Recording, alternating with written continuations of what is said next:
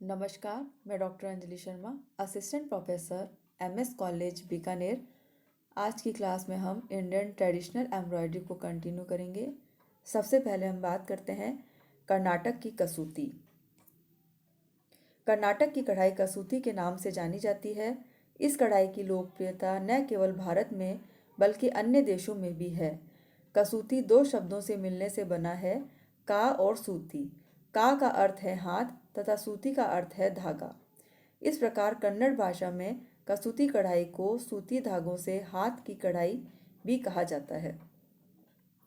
कसूती कढ़ाई कला अत्यंत प्राचीन कढ़ाई कला है। ऐसा माना जाता है कि यहाँ की कढ़ाई चाणक्य वंश के समय से ही चली आ रही है।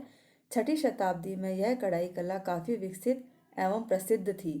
दक्षिण भारत में कसूती कढ़ाई को सतवाहन, चालुक्य, राष्ट्रकूट, पांड्या, चोल एवं पल्लव आदि राजवंशों द्वारा काफ़ी प्रोत्साहन मिला। अतः उनके शासनकाल में अत्यंत सुंदर एवं आकर्षक कसूती कढ़ाई की जाती थी। धारवाड़, बीजापुर, कर्नाटक के बालगांव, जामाखंडी आदि क्षेत्र कसूती कढ़ाई के प्रसिद्ध केंद्र थे। 11वीं शताब्दी में जब भारत में मोहम्मद गजनवी का साम्राज्य हुआ, तब उनके शासन में कसूती कढ़ाई कला का थोड़ा ह्रास अवश्य हुआ, परंतु 17वीं शताब्दी के महाराजाओं ने कसूती कढ़ाई कला को प्रोत्साहन दिया। प्रारंभ में कसूती कढ़ाई काले रंग की साड़ी एवं ब्लाउज पर की जाती थी। महिलाएं इसे शौक से काटती थी। इस साड़ी को शादी विवाह के अवसर पर बड़े धूमधाम से पहना जाता था।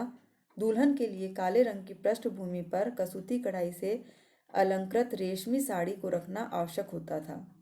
इसे सुहाग का प्रतीक माना जाता था। वहाँ के लोग कसूती कढ़ाई से सजी साड़ियों को आपसी लेन देन एवं उपहार में प्रयोग करते थे। कसूती कढ़ाई कला किसी स्कूल, प्रशिक्षिका अथवा किताबों से पढ़कर नहीं बनाए जाते थे, बल्कि लड़कियां इस कला को अपनी माँ, चाची, दादी, नानी, पड़ोसनों आदि से सीखती थी।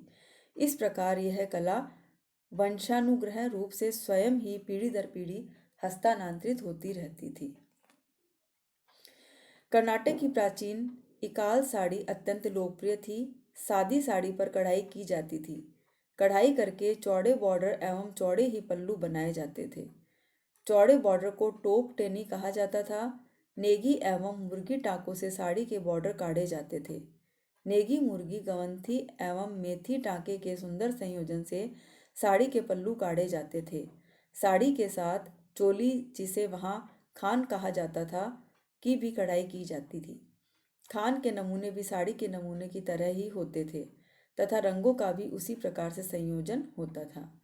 आजकल भी कसूती कढ़ाई के द्वारा रुमाल, बेड कवर, पर्दे, sofa cover, cushion cover, bag, salwar suit, cuff, belt, shirt के पॉकेट, कॉलर, दुपट्टा, टोपी, बच्चों के परिधान आदि भी काढ़े जाते हैं। कसूती कढ़ाई दो सूती वस्त्रों पर सूती धागे से की जाती है। कच्चा टाका, जिग जैग, क्रॉस टाका, गांठ वाला टाका आदि से नमूने काढ़े जाते थे। इस कढ़ाई की सबसे बड़ी विशेषता है कि कढ़ाई करते समय धागे में गांठें नहीं लगाई जाती, उल्टा बखिया के छोटे छोटे टाके द्वारा कढ़ाई प्रारंभ की जाती है।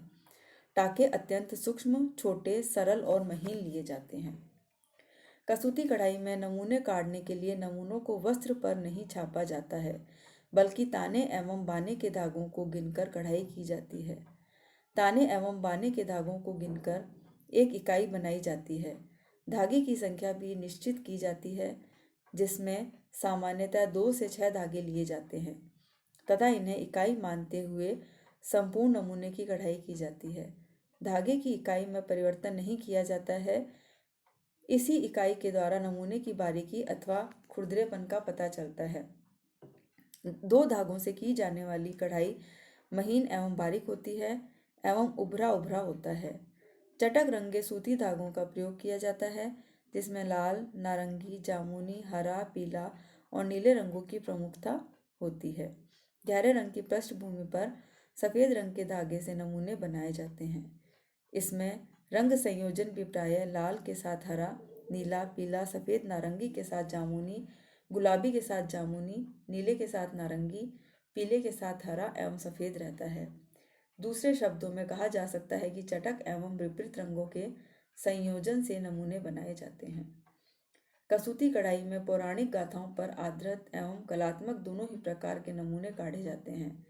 गोपुरम, कमल, रथ, शिवलिंग, नंदी, बाघ, स्वस्तिक, सूर्यमुखी, शंख, आसन, पालकी, राम झूले, नाग देवता आदि के नमूने प्रमुख रूप से काढ़े जाते हैं।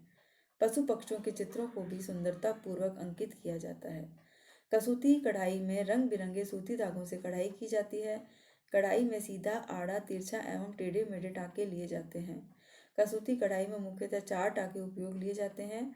वो इस प्रकार हैं: गवंथी, मुर्गी, नेगी तथा मेंथी। गवंती टाँका, यह कसूती कढ़ाई में सबसे अधिक काम आने वाला टाँका है तथा यह सरल टाँका होता है। गवंती कन्नड़ भाषा में गंटू शब्द से बना है, जिसका शाब्दिक अर्थ होता है गांठ। यह साधारण दोहरा कच्चा टाँका, जिसके बीच बीच में छोटी बिंदी के आकार के टाँके लिए जाते हैं। इस कढ़ाई में एक ही पंक्ति में पहला कच्चा टाँका पहले बनाया जाता है, तत्पश्चात दूसरे कच्चे टाँके से भरा जाता है। दूसरा कच्चा टाँका पहले कच्चे टाँके के ठीक विपरीत होता है। टाँके किसी प्रकार से आड़े, सीधे, तिरछे, टेढ़े आदि बनाए जा सकते हैं।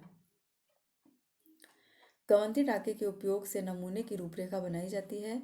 इस टाँके के उपयोग से तुलसी की पत्तियाँ, हाथी, कमल, गोपुरम, अनानास आदि के नमूने बनाए जाते हैं। नेक्स्ट है मुर्गी टाँका।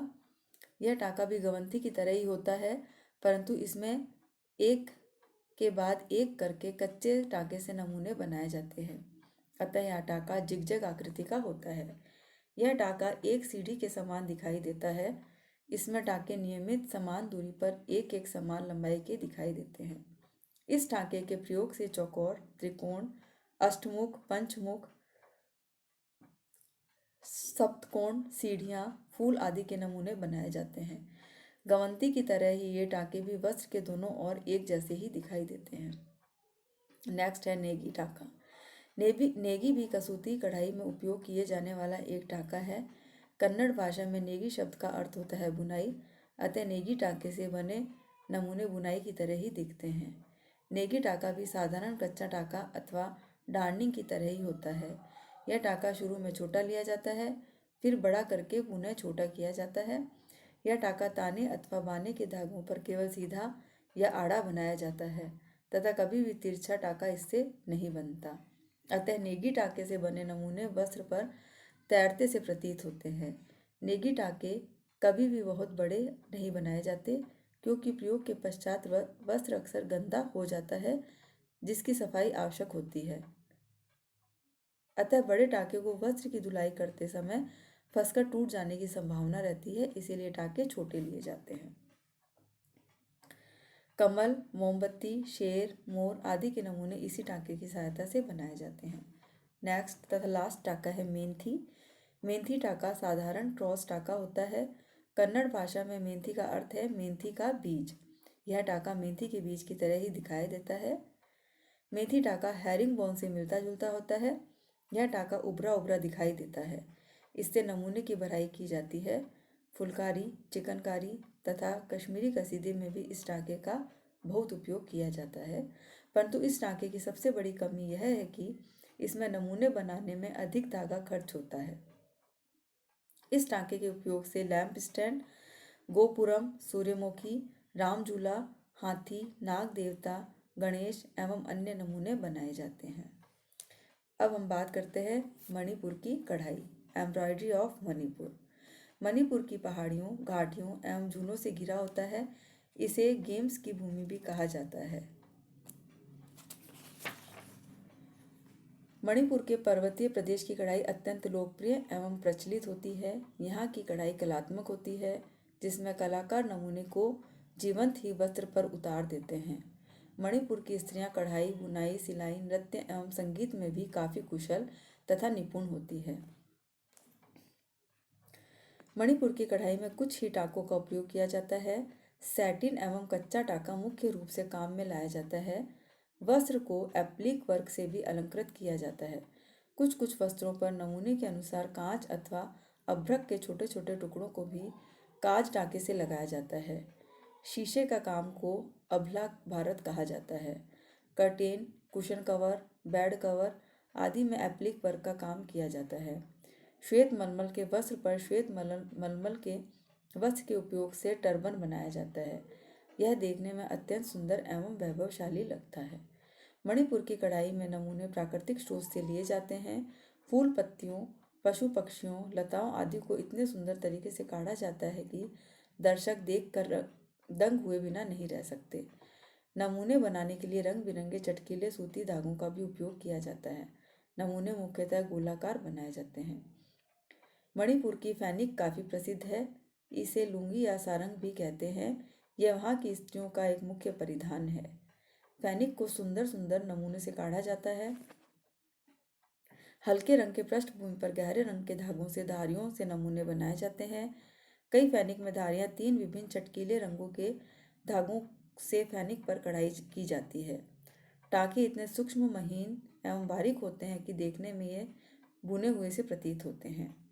नृत्य हेतु ड्रेस, शादी विवाह के अवसर अथवा पार्टी के अवसर पर पहने जाने वाले परिधान को एप्लिक वर्क से सजाया जाता है।